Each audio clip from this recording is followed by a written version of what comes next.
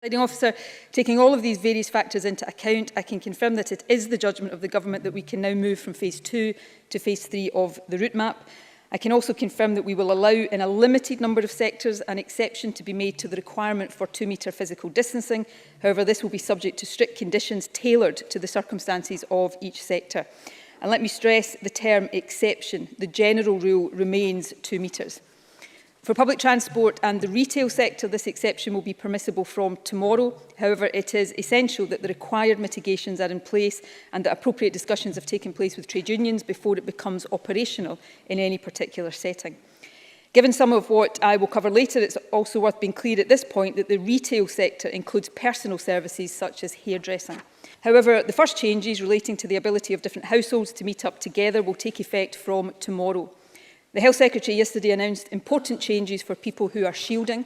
For example, from tomorrow, you will no longer be asked to physically distance from people you live with, and you will be able to form an extended household if you live on your own or with children under 18. Today's route map includes a link to the additional changes we hope to make to the shielding advice up to the end of July. But the general rules on household gatherings will from tomorrow be as follows. A maximum of 15 people from up to 5 different households can meet together outdoors. The advice is to remain 2 metres distant from people in households other than your own. And from tomorrow, limited indoor gatherings will also be permitted. A maximum of 8 people from up to 3 different households can meet indoors. To be clear, that is the household whose house the gathering is in, and people from up to 2 additional households. Further important changes will then come into force from Wednesday next week, that is the 15th of July. From that date, indoor restaurants, cafes and pubs will be able to reopen. However, just as with indoor household meetings, opening up indoor hospitality poses significantly increased risks of transmission.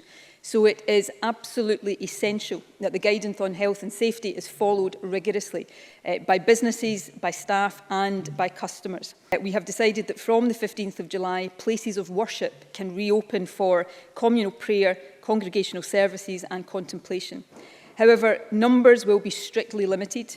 2 metres physical distancing will be required, and there will also be a requirement to collect the contact details and time of attendance of those entering a place of worship.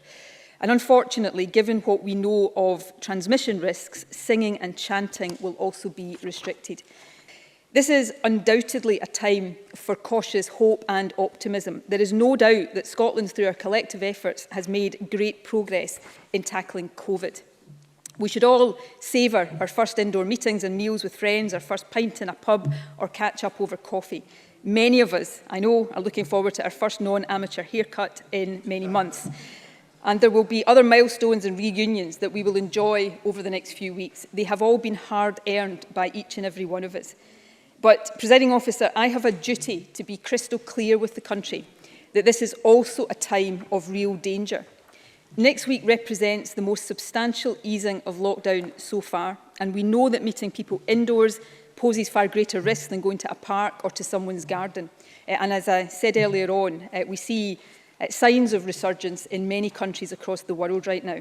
So we must all be aware of that in everything we do.